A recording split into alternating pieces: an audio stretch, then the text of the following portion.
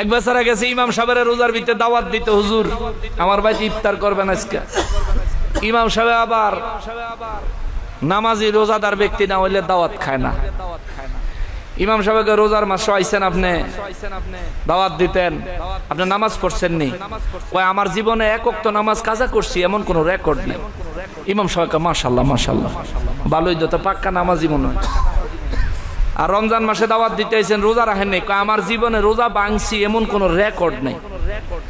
ইমাম সাহেব সব পাক্কা মুসল্লি পাইছি, আপনার দাওয়াত মঞ্জুর। জি হুজুর। বেচারা মুরব্বী দাওয়াত দিয়ে গেছে গা। ইমাম সাহেব আসরের নামাজ পড়া তসবিহ পড়তে পড়তে গেছে মুরব্বীর বাড়ির দিকে। বাড়িতে গিয়া কাশ দিয়ে সালাম দিছে, বাড়িতে আসেননি মুরব্বী? ভিতর থেকে বৃদ্ধা মহিলা ডাক দিছে, হুজুর মুরব্বী তো বাজারে গেছে, আয়া পড়ানোর কথা এখনো আয়ে নাই, আইসা পড়বো। আপনি বারান্দায় বিছনা পাতা আছে বোন। আগেরকার সময় ঘরের বারান্দায় বিছনা পাইতে রাখতো না, মেহমানতি তাইলে আলেম ওলামা দাওয়াত দিলে বসানোর লাগিয়া। আপনার এলাকা এরকম ছিল কিনা?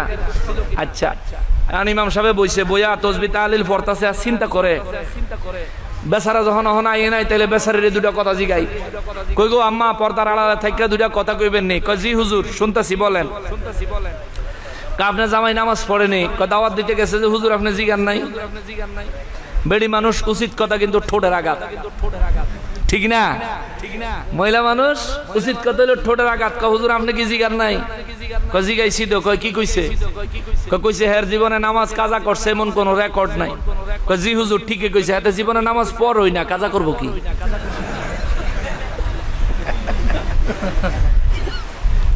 হুজুরে গৌরে বাপ রে বাপ, কি ডেঞ্জারাস বেড়া, আমার ঠকা লাগছে। হায় হায়, এ রোজার খবর লইতাম। কয় কি হুজুর? আপনার জামাই রোজা রাখেনি? কয় আপনার জিগান নাই? কয় জিগাইছি। কয় কি কইছে? কইছে জীবনে রোজা ভাঙছে এমন কোন রেকর্ড নাই। কহ আমার জামাই জীবনে রোজা থাই হই না, ভাঙবো কি?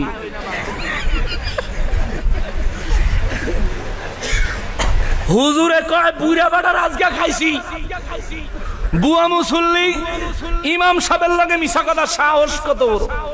আইয়া লোক এ মিয়া সাহেব, মুরব্বী আইছে, আয়া কয় আসসালামু আলাইকুম হুজুর, ভালো আছেন? এই মিয়া বালার খবর পরে। সন্ধ্যাবেলা ইফতারের টাইম দিছেন, আপনি শৈল রাগ উঠাইয়া। কি হইছে হুজুর? আপনি বেলা নামাজ জীবনে কাজা করেন না? কয় জি হুজুর করি না তো। আপনার বউ কয় আপনি বেলা নামাজ পড়েন হই না? কহ এটাও তো ঠিক, এটাও তো ঠিক। কোথায় আপনি কাজা করেন না আবার পড়েন না, বুঝলাম না তো। হুজুর নামাজ কিছু মানুষে পড়ে, আবার কিছু মানুষে যারা পড়তে পারে না তারা পরে কাজা আদায় করে। আমি পড়িও না, কাজাও আদায় করি না। হুজুরকে বুড়া, এই আপনার নামাজ সম্পর্কে ধারণা আছে? কয় বহুত আছে, বহুত আছে। ফজরের নামাজ কয় রাকাত করেন?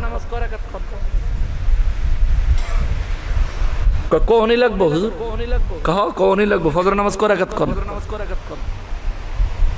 বেড়ি পর্দার আড়াল তেনে বুড়ারে দেখাইতেছে। অত কম কইলে মানব?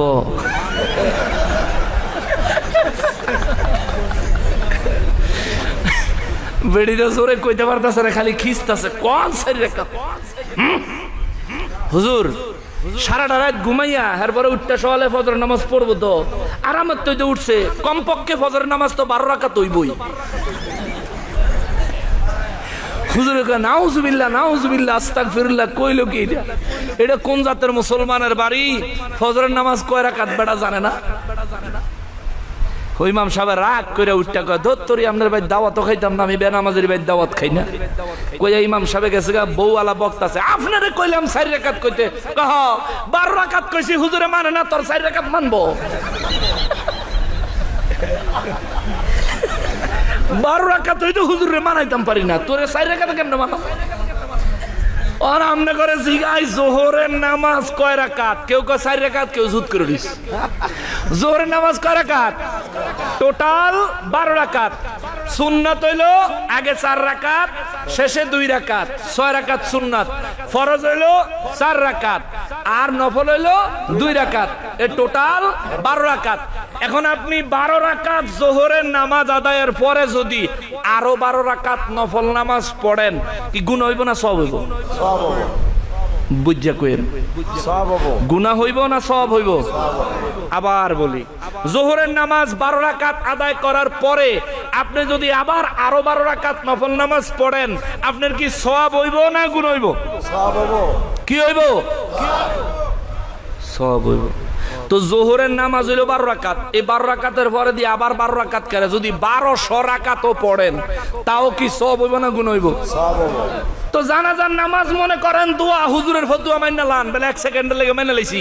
জানাজার নামাজ ওই দোয়া, তো দোয়ার পরে আবারও দোয়া করেন, গুনাহ দোয়ার হইতো না, সওয়াব হইব। যে ব্যক্তি মারা গেছে তার লেগে তো উপকার হইব। তা দোয়া করেন হুজুর, ঠিক কিনা বলেন? করেন, দোয়া করেন, করে লাইন। তবে হুজুর যেই দাবিটা করে জানাজার নামাজই দোয়া, এটা একটা ডাহা মিশা কথা,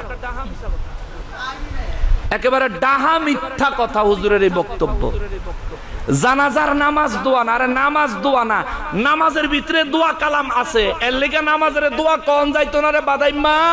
জানাজার নামাজের নামাজ কইছে আল্লাহ, এটা ফরজে কিফায়া নামাজ কইছে আল্লাহর রাসূল। এই নামাজের দোয়া বানানে তুমি কেডা? তারে কি আল্লাহ রাসূল অধিকার দিছে নামাজকে দোয়া বলার? ওয়াক্তিয়া নামাজের ভিতরে দোয়া নাই? দোয়া মাসুরা শেষ বৈঠকে পড়েননি? কথা কয় না। শেষ বৈঠকে সালাম ফিরানোর আগে দোয়ায় মাসুরা পড়েননি? এবার ওয়াক্তিয়া নামাজ, ফজরের নামাজের ওয়াক্তিয়া নামাজের আপনি কি দোয়া কইবেন? নামাজের ভিতরে দোয়া আছে, এই জন্য এটারে দোয়া বলবেন না ভাই, না না, ওটার আল্লাহ নামাজ কইছে, সালাত বলেছেন, আমরাও সালাতই বলবো। সালাতুল ফজর, সালাতুল আসর, সালাতুল জোহর, সালাতুল মাগরিব, সালাতুল ইশা আল্লাহ কইছে, তো আমরাও সালাতুল ফজর, সালাতুল জোহর, সালাতুল আসর, সালাতুল মাগরিব, সালাতুল ইশা বলবো। আর আমরা সাধারণভাবে আঞ্চলিকভাবে যেটা বুঝি, এশার নামাজ, মাগরিবের নামাজ, আসরের নামাজ, জোহরের নামাজ, ফজরের নামাজ।